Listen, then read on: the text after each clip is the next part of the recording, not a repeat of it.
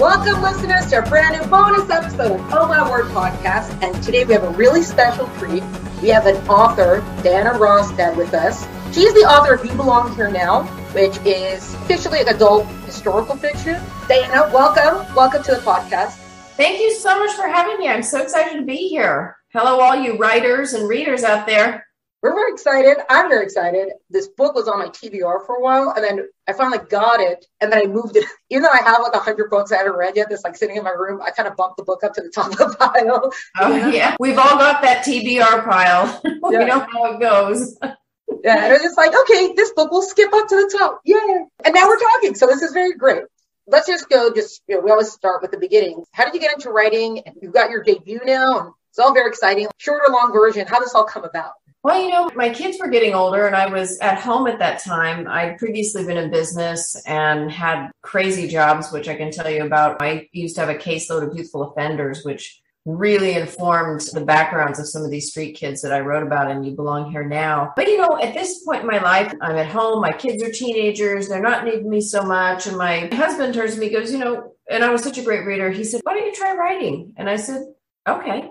And so I started and I just dove headfirst into the water. I went to conferences. I joined the creative writing program. I took Publishers Marketplace so that I could just study the industry and see every deal that came through, who bought what, back and forth, and just really focused on the writing industry and the writing craft. And so I was kind of learning two things at once, because the industry is one thing to learn and the craft of writing is quite another, isn't it? But then I started working with a mentor. And, I'd always done all these writing seminars, but it was when I started working with Andrew Willey that he really took me up to that next level in writing. And through his mentorship, I learned how to tell a story, not just write it.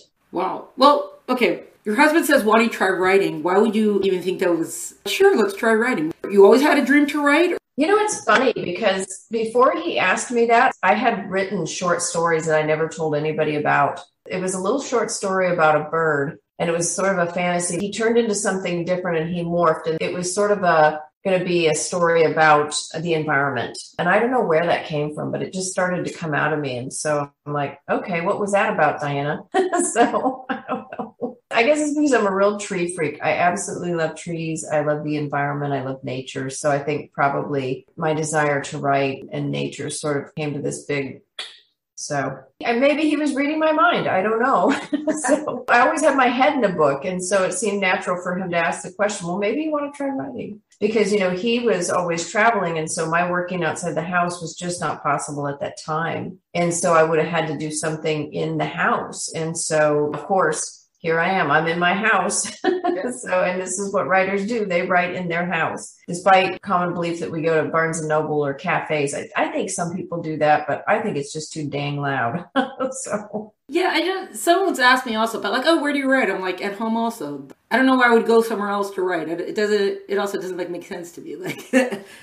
I'm in my space here. So, but just once you started going to the conferences, you said you worked with a mentor and all these different people that you worked with. Did you feel like, wow, I never knew writing was like this? Or was just kind of, this all, I see how it all fits together beautifully. Or, what were kind of your impressions like that? I knew it was going to be hard. And I thought, I'm maybe not a crazy natural at this, but in working with Andrew, he really kind of pulled the curtain back on a lot of the mechanics of narrating a story. That was that aha moment for me because, I'd learned how to write a sentence. I learned how to plot. I had learned how to edit, and I learned how, all these other things, but he sort of really brought it all together. And he said, Dianna, there are no rules. He said, there is one rule, and that's don't be boring. That kind of freed me up once he told me that and started mentoring me. I'm like, okay, I can break a few rules here. I can have a style. Because when you get into a critique group, when you're a very young writer, a lot of times what happens is you all sit around the round table and you all hold each other accountable to the rules. Oh, no, you can't do that. That's against the rules. Oh, no, don't do that. That's against the rules. And so it strips out your style a little bit, if you know what I mean. And so it's nice to have a mentor who will sort of say, no, forget about it. Write your way. Tell your story. The most important thing is your voice and how you narrate a story. Right. Or you have people who are obsessed with I need to find a voice. I need to find my voice. And it's like, well, you'll free yourself. Eventually it'll come out of you. Like, it's your style. Like, how you speak, how you would say it, that is your voice. The attitude that you would use to say something, that's your voice in your book, because it comes out when you write it. Right, yeah, that's true. And then once you were going to these conferences, did you already have a story in mind that you were going to be working on, or the story only came later? Well, the first story that came to mind was actually just doing some kind of fan fiction with Pride and Prejudice. And I quickly got bored of that. And because I was just absolutely loved Pride and Prejudice. And at that time, adaptation was just all the thing, Colin Firth. So, but, I was always a great reader of older fiction, too, from the 19th century. And always there would be this provocative reference to this Lord Byron fellow. And I thought, well, he's a modern reference. He's a reference, and he's always very provocatively thrown out there, like, oh, that Lord Byron, don't read that stuff. It was like, what was he doing? So I had to research him, and oh my God, I thought, this is my guy. I'm going to write Lord Byron. So I spent 9 years learning everything there is to know about Lord Byron. I've got probably 40 some books. I've been to conferences, Lord Byron conferences, where everybody is just so enthralled with Lord Byron too, which was amazing. It was so nice to be around people who were as obsessed with him as I was. And then I went up to Edinburgh to read his fan mail, which you can only get from, the archives there in the National Library. And just, I've been to every place he ever lived. So literally, I've stalked this man. But, by the time I got that book to where it was gorgeous, what the literary industry had proclaimed was that biographical fiction was dead. And I'm like, And, and then I've had agents asking me, well, what's a little lady from Texas doing writing about Lord Byron? I'm like, here's me. No, really? Come on. So there you have it. And I always had this other idea too. Back in 2007, I came across this online article about the Orphan Train. And I was like, whoa, there was an orphan train? I had no idea. Was I not listening in class? And the teachers out there will be nodding their heads. Yes, you were not listening in class. So I became fascinated with this adoption phenomena. And I had this storyline, all these old pictures of these kids reminded me of the kids on my caseload. They had hope, and they were just looking for that next thing to take them out of their circumstances. And they had terrible backgrounds. They lived on the streets. They were in gangs, just like my kids. They had missing parents, one in jail, one, kind of really addicted. And so it was kind of the same kind of kids. And so I thought, well, I feel like the right person to tell this story. And so I just didn't know where to set it. And so my dad came to Christmas one year, and he brought all of these amazing photos of the old family ranches in Montana. And it just, all these kids running around in like boots and, overalls. And it's so cool. And there was anecdotes written on the back. And so from there I said, Dad, I'm going to set this in Montana. And he was so thrilled. He goes, okay, great. Let's go to the library. Ever since then, he has been my best editor and has helped me so much with the book. You can't even believe it. He's read it so many times and just helped me with old cars, old guns. We argued over whether there was butane in 1925 and, just my best editor. So much of my family's legends and lore are in the book. And there's family members in there. Nara was named for my maternal grandmother, Nara, who was a strong woman, but Nara quickly morphed into my eldest daughter, Jessica, who was just so headstrong and so brisk and so about the rules. And, in the book, Charles, my other character, only has one rule, and that's don't get caught. And so these two characters just butt heads in the book until they sort of come to this place where Charles has to learn that fists don't create justice, and Nara has to learn that rules and law doesn't really create justice either. Only love can do that. Love creates justice. And that's kind of where they come to in the book. So Jessica is who the book is dedicated to, correct? Yes. Yes. Yeah, I don't want to push on that, but I saw it. I think my heart stopped a moment when you see the years on that. I'm like, I was never that good at math, but I think I can understand this math. Oh my God. Wow. Yeah. She helped me with the book quite a bit too when she was still alive. And even as she was sick with cancer, she was a great reader. Jessica was, and she helped me with the ending quite a bit too. So she was just, I miss her every day. I can't even tell you. As a mother, it just kills me, but yeah. Wow.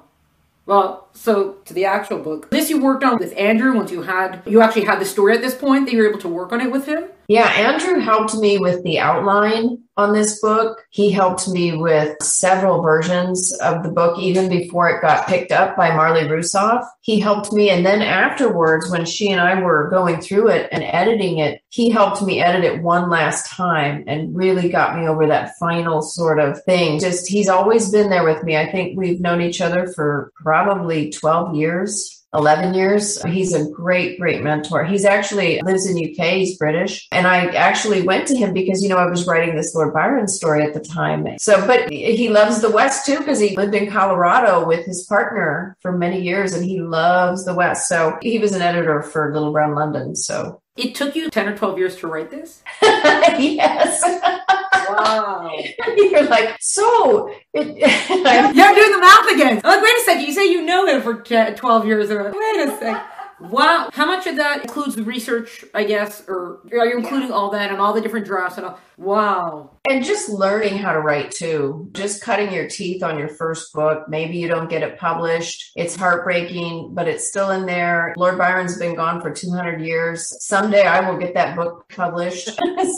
But for now I'm working on Americanas, and I've got other storylines that I'm working on right now too that are set out west and historical. And oh, great. I was actually looking to see, because there's nothing there yet of any new titles coming out. I'm like, well, great. How do I get more of this? But don't take 10 years, please. I know, right? And then also just to clarify, you said your father showed you all the pictures of the ranch. He grew up on the ranch, but you did not grow up on the ranch. He was born on a ranch, and I think they left Montana when he was 6 years old. Okay. We've got a lot of family back there in Billings. And when I did my Barnes & Noble talk, I had a lot of our family show up from Missoula. It was so cool. So I met people I've never met before. It was so neat. But yeah, so my dad's side of the family are from Montana, and my mother's side of the family are from Arkansas. They were cotton farmers there. So as compared to the Lord Byron story, which is like, why are you writing a Lord Byron story? When you came now to agent and you're going to a publisher, I guess everyone's like, well, of course you're writing a Montana story. Or did you have any sort of reaction like that? Or Marley never reacted to that.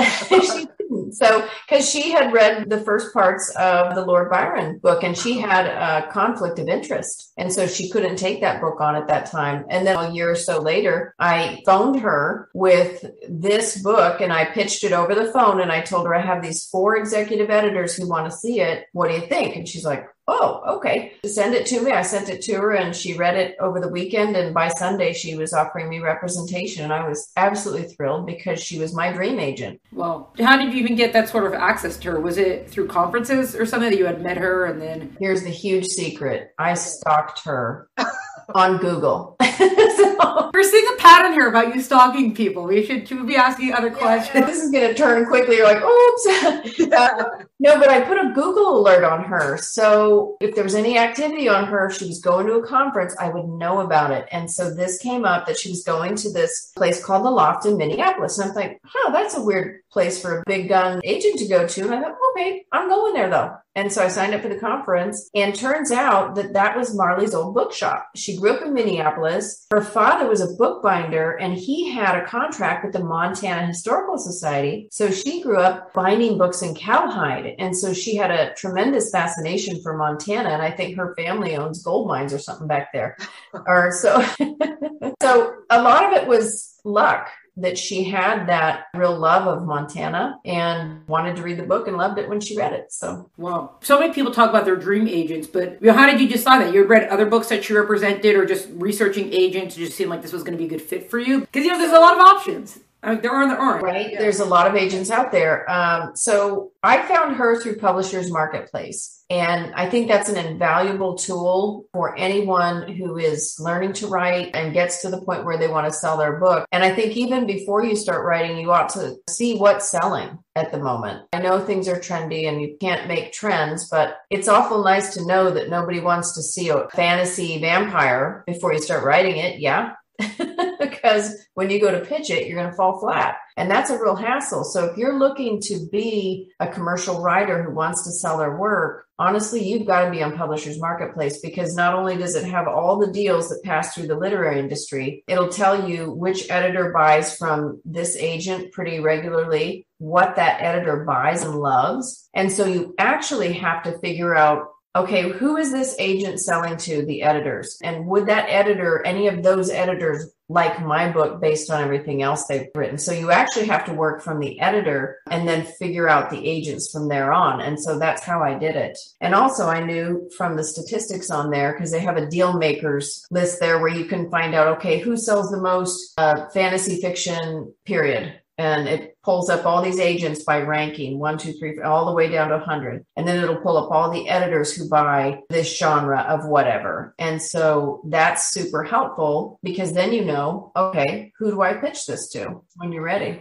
Yeah. And then you said that you had editors who were looking at it. Is that also through conferences that you had access to them? Yeah. I'm part of the Historical Novel Society. And so I would always go to the conferences, both in the UK and here, because I was interested in British agents and British editors too, because my first book, of course, was Lord Byron. And so I pitched to Lucia Macro at the Portland Historical Novel Society. That's where I met her and pitched to her. And she said, yeah, I'd love to see that book. And so I said, okay. And so I was racking up all these, they want to see it, they want to see it. And then I turned around and I parlayed that over to Marley. And I said, here's what I've got so far. Because I was pitching You Belong Here Now out to agents, and I was just falling flat as heck. Nobody wanted to see it. And I think in the industry, there is some kind of stigma with anything set in a Western or a red state. It's just, there's all kinds of political backlash. You can be the most liberal person, but if you go around writing Westerns, it might be assumed that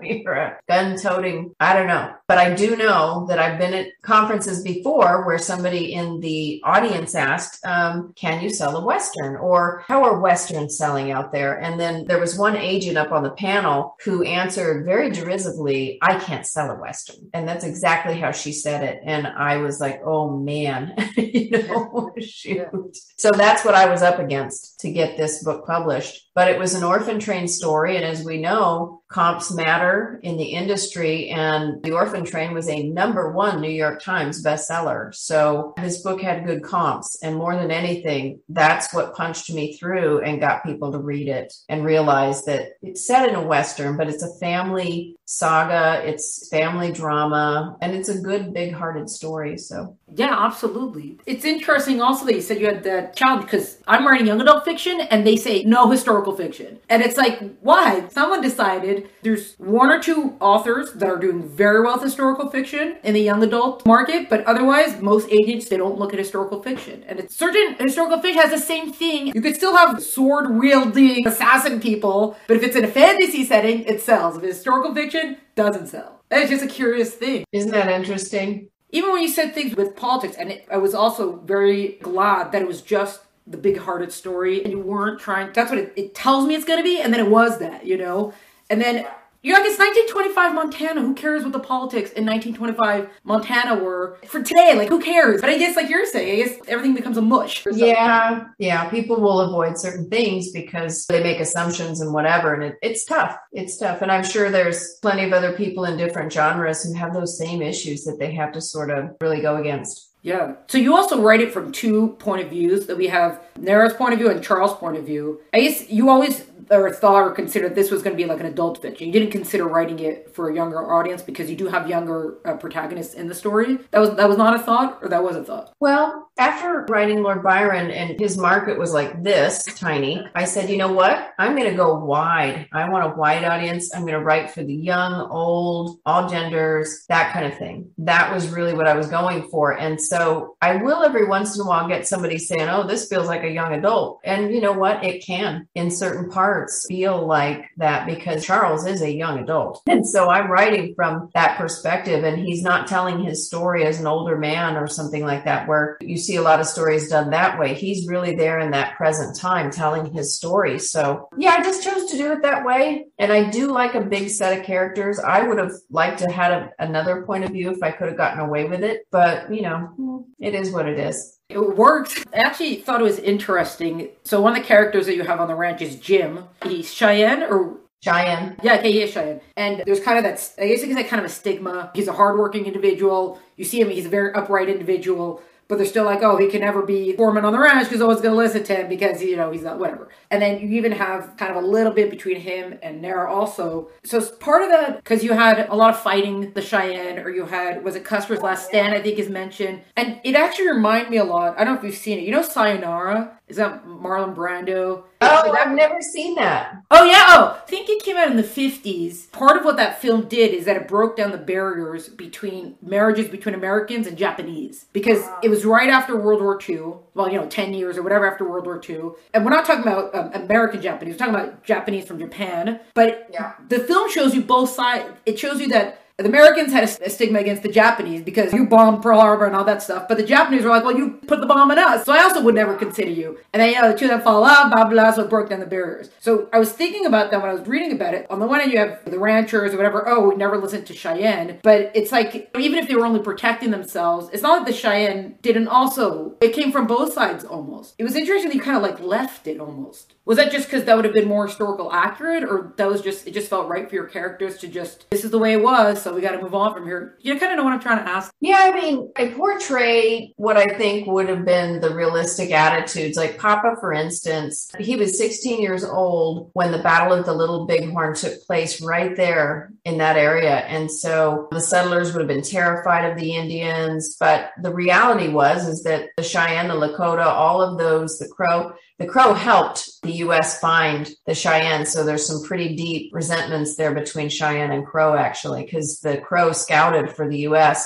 as they chased encampments of women and children to just basically obliterate them. But they fought back and they really kicked some butt. They won that war and they should be proud to have done so. I think Jim makes mention of how his chief would tell the days of the fighting days back then. But, you know, those resentments, I think, are probably very real. I don't think a white woman could have ever kept up a relationship with a Cheyenne man at that time. She would have been just a total pariah. Her family would have completely, because of course, you know, if they get married, then the ranch would go on to him. And they're like, what, you know? So yeah. No, it's just, it seems that today, either in film or in books, as soon as two people have feelings with each other, they're going to end up in bed together. And it's like, sometimes that's not realistic. You're just kind of fulfilling your own love fantasies instead of sticking to what the facts would have been, whether or not you agree with them. So it's kind of like, oh, this feels more real in a way instead of just skill for each other, so everybody's got to go crazy, you know? I hear you. I appreciated it. If we're writing historical fiction, we got to stay with the way it happened, whether or not, you know, I would write that differently. Then you're going into fantasy, alternative historical fiction. Yeah, no matter how much it hurts your characters. Yeah. Sometimes you have to really hurt your characters. That's what creates the drama on the page. Happy people in Happy Land don't make good stories. Yeah.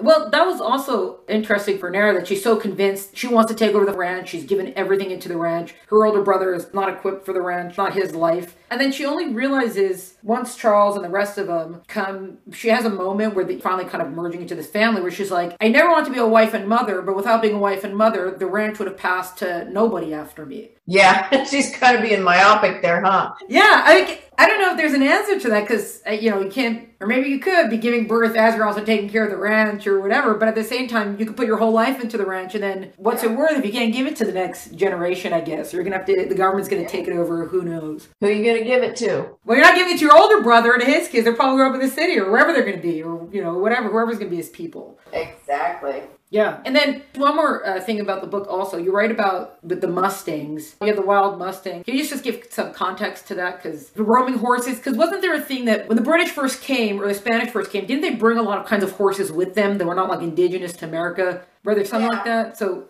I don't know. I'm just looking for just something on that. Yeah. Well, yeah. Yvette Running Horse Collin did a great paper on this, and I have this book, but she calls that a Eurocentric myth, and she's quite right because they're doing the DNA testing. Horses have been in North America for eons, and there's evidence that Native Americans have been riding them and using them for transportation and hunting forever, way before the Spanish came here. And I'm sure that there is Spanish blood in the wild horses for sure, because they got loose And so you have these mixes, but the Appaloosa is a native horse. It's indigenous, but a lot of that Eurocentric myth just feeds into the BLM's ability to go ahead and say, well, they're feral, so we're going to take them off that land and put cattle there instead, because big oil interests, big massive cattle operations want that land for forage. But unfortunately, cattle destroy the land when they eat on our national lands. They literally decimate the land. No other animals can come in and they just destroy it. But not so with the wild horses. They don't eat the grass to the ground like cattle do. Their scat breaks up. The seeds aren't destroyed in their stomachs either. And so when you have wild horses around, the entire ecosystem flourishes. So they're great stewards of our national lands. Wow. So is this just, I guess they didn't necessarily know that, or they just considered it a nuisance? Because you have, whatever the neighbor guy's name is. Oh yeah, Ivor. Yeah, he doesn't want the wild horses around. Yeah,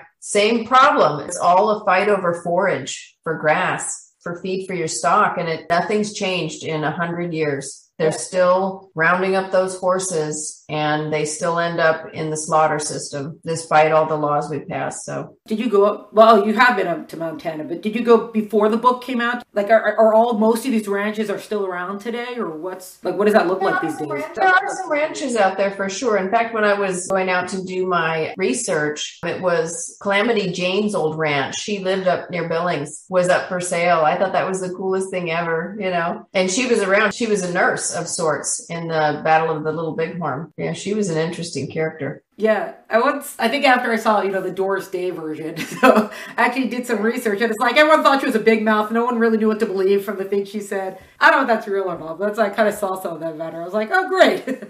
Yeah. Oh, but I guess I just asked one more thing. This whole thing with the orphan train, was that a very brief amount of time that occurred for? That they would have these orphans in the big cities and kind of send them west? No, actually, it was a very long-running adoption program. It ran between 1853 and 1929. The biggest catalyst to it was actually the building of the railroad itself, because all these railroad barons, they needed people to go west because they needed commerce and cities, and if they were going to make money on the railroads. And so they flyered all of Europe and beyond saying, free land, land of free. And so all these people, 4 million people, came to the eastern seaboard, but they didn't know that they needed money for wagon and provisions and how dangerous it was. So they just got stuck there, and it created this tremendous crisis. And eventually people were abandoning their children to the streets. And so it created the homelessness and the problem that we see that the orphan train was there to fix, to take those kids out to the ranches and farms and give them good lives and good work and take them to church. From what the records show, or as far as history tells us, can they say that was a very good program, the orphan train? Because it sounds like, oh, that's so smart. Let the kids go somewhere where they can run. But you could say that, and then I guess there's probably a few bad apples, but overall, was that considered a very good thing?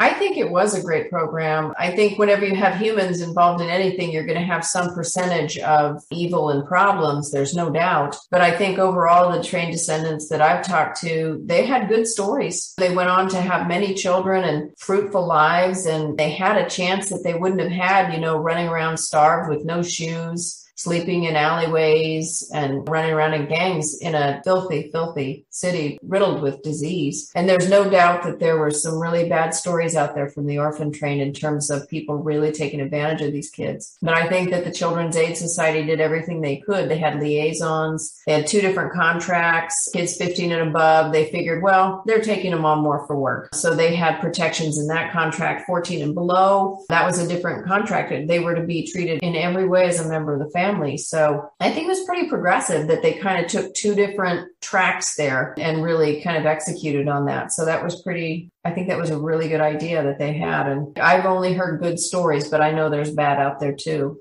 So, wow. Have you had, since your book came out, did you have a lot of people come over to you like, I never knew that was history. I never knew this stuff occurred. Have you gotten that a lot? Yes. And I get a lot of people on my Facebook ads say, my father was my great grandfather. And I said, get in touch with me because I love to interview you guys and hear the stories. And I do have an interview on my YouTube channel, and I'm trying to get more. And a lot of times I have family reach out to me, extended family, Rostads, or, are we related? I'm like, yeah, we are. And you know what? You're related to that other person who emailed me too. It's so cool. So much good for one book that took you 10 years, 12 years to write. That's right. Oh, well, it's a good pill. Well, so that's why also that there's so much of that historical fiction tells us. So that's why when they're like, oh, historical fiction doesn't sell, it's like, well, figure it out. Figure out how to sell it. We need to know stuff. Like you said, we're not listening in school. We've been out of school for a long time. And it's a lot funner to learn it, through a story, a really compelling story. Yeah, absolutely. Okay, one more question. I keep saying there's one more question, but now one more question. So we did mention trying to stick to historical facts and things like that, but was there a point that you came across something that you're like, maybe I need to tweak it a little bit, or you're like, no, you must stick with the facts? Did you have that kind of conflict at all when you were writing it? There was two things that stand out to me, and the first one is in the oral histories at the Montana Historical Society, there was a 12-year-old boy who told someone his story, and it was written down, so it was an oral history that somebody documented, and he'd said that he experienced a great deal of camaraderie amongst the different, Germans, Russians, Norwegians, everybody who came to Montana to homestead. At that time, though, it's very true. And it was actually happening in the city, the prejudice against the Irish. So some of that I flipped it. And the other thing that I had to make magic from is that the prior mountain range band of wild horses wasn't as close to Bull Mountain as I would have liked it to be. So we don't know that there was wild horses in that part of the Yellowstone, but those are kind of the things that you have to take liberties with it sometimes. But all the other animals that I portrayed in there were definitely there at that time. So, well, it's just funny you hear about the prejudice to the Irish. I'm like, what? Well, remember when JFK was elected? They were like, oh, an Irish Catholic? That's crazy. And because it wasn't too long before that the Irish were called terrible names. They were the big wave of immigration back then. People thought they were lazy and on the dole. And so that's kind of what Patrick is fighting against, is that stigma that he and his ancestors are just here for a free ride. Yeah, well, just to wrap up, I always have that fill in the blank of I love it when, and choosing one, and it could be a soapbox answer, it could be off the cuff, it's fine. So I love it when you could do either fellow writers or books, stories, covers, agents, editors, bookstores, libraries, anything that's kind of in the book world. I love it when they do X, and I don't like it when they do X. How do you fill in the blank for that? Well, I love it when book clubs contact me and ask me to join their discussion, because I love book clubs. I've had to move around a lot in my life, and the way I've always found my tribe is by creating a book club or joining one. So I love book clubs. And I'd have to say that the thing I just really can't stand in the industry is that they will oftentimes proclaim something dead. And the reason they have to do that is because they flood the market with it first. And then, some writer out there is writing a gorgeous, or like right now, his World War II, it's going to happen sooner or later. They're going to go, oh, World War II is dead. Yes. And some writer out there is going to have a gorgeous, gorgeous story that they can't sell. And that makes me mad. That is a perfect, yeah. And it's the World War II stories, and it's the World War II covers. I think 50% of them are the back of a woman. She's standing somewhere. She's standing in the street. It's like, yeah, I know, right? Yeah. Look, I'm glad you got 1925 Montana out there, and I hope they don't declare it dead anytime soon, or whatever books you've got going. Well, Yellowstone is helping me. That show's #1 out there right now. So I always tell people that my book is actually kind of the Disney version of Yellowstone. Believe it or not, there's so many similar characters in there, like Beth and Nara, John Dutton and Papa and Rip and Charles. It's crazy how many similarities there are to my storyline. And so just for Taylor Sheridan and John Linson out there, I wrote this thing a long freaking time ago. I did not copy you. So I was actually just going to say that. I was like, and I know you just told me you started this 10 years ago. I know I did. I had the whole storyline, all the characters. So I'm just glad that Yellowstone's out there, because they really help me. When a story goes big like that, it just helps everybody else who's writing stuff like that to get their stuff out. So I'm grateful for these guys, these creators, and the stars in that show. And Kevin Costner, who I think he always supports Westerns. I think he does a good job of that, of finding good stories like that. Yeah, awesome. It's like you keep calling it a Western, but I think to my mind, Westerns are like gunslinging cowboys. They're not gunslinging cowboys. This is a family story, but they're not, but it's just funny. It takes place in Montana on a cattle ranch in 1925. So yeah, they don't all get together and go shoot them up at the OK Corral. They don't. A lot of Westerns have sort of a vengeance theme going on. But believe it or not, our modern action adventure movies are based upon the Western template, the Western movie. That makes a lot of sense. Yeah, yeah. Well, I think I've read a few Westerns, but the one that I know, but that's a shame, probably. Like, that's the one Western. Like, yeah. So I think that book's got a different kind of, it's got its level. Well, very good. Well, Dianna, thank you so much. I'm so glad I got to speak with you. This is amazing.